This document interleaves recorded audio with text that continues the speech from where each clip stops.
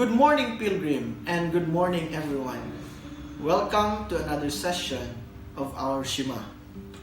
Today, we will be talking about another important individual who has been a key part of the foundation of the Protestant Reformation that John Calvin, Martin Luther, and Ulrich Zwingli has started. Now, this person is John Wycliffe. John Wycliffe was born near Richmond in the North Ridings, Yorkshire, sometime in the 1820s.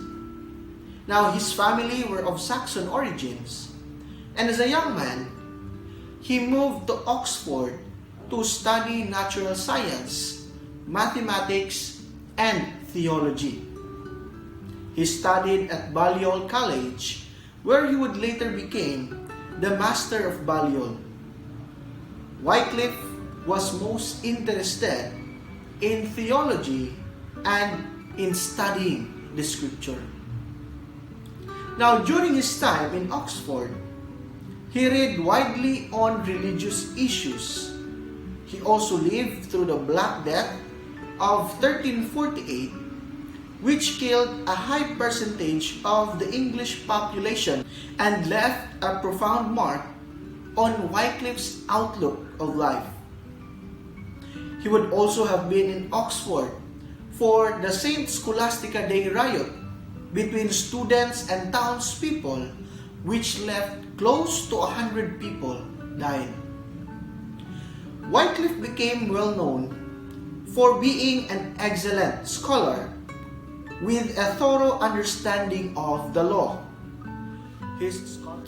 The Pope, keen not to antagonize the English, soon withdrew his request.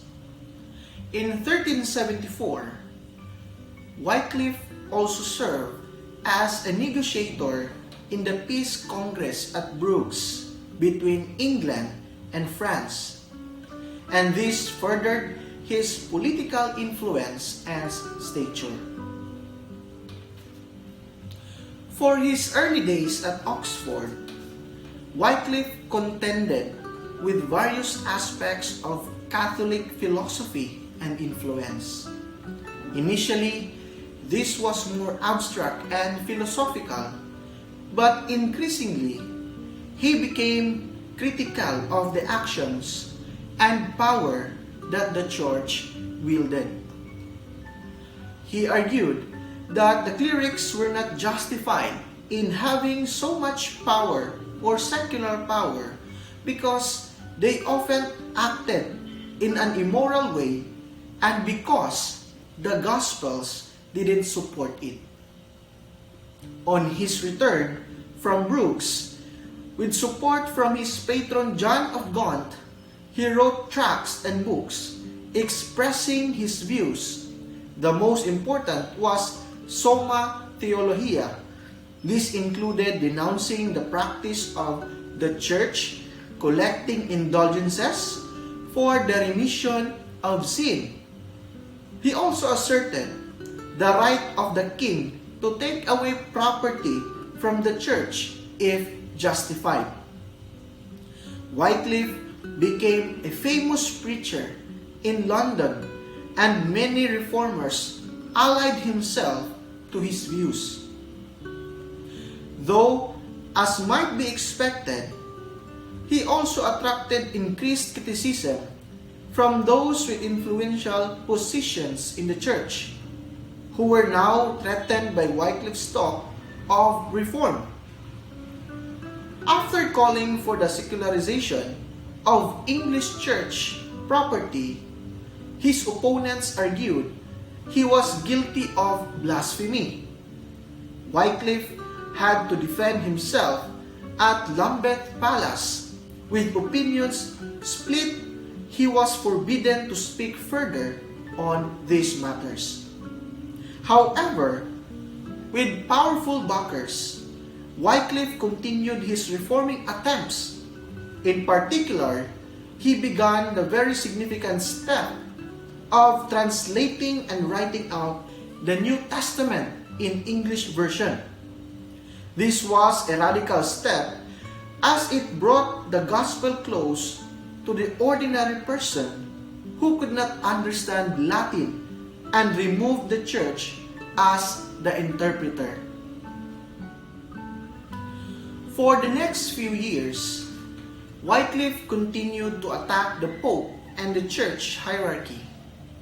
The church sought to destroy the English versions of the Bible, but the fact that so many copies survived suggests that under his leadership, the movement to distribute the Bible in English was quite successful.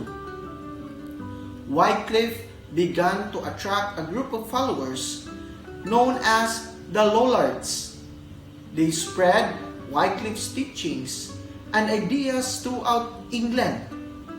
His political influence was such that he was even blamed for the Peasants' Revolt of 1381, though he disapproved of it. Attacks against Wycliffe continued until his death, but supported by a sufficient number of people, especially in Oxford and Parliament. He was never excommunicated or deprived of his position. Now, after retiring to Lutherward, John Wycliffe suffered a stroke on December 28, 1384, and 3 days later, he died.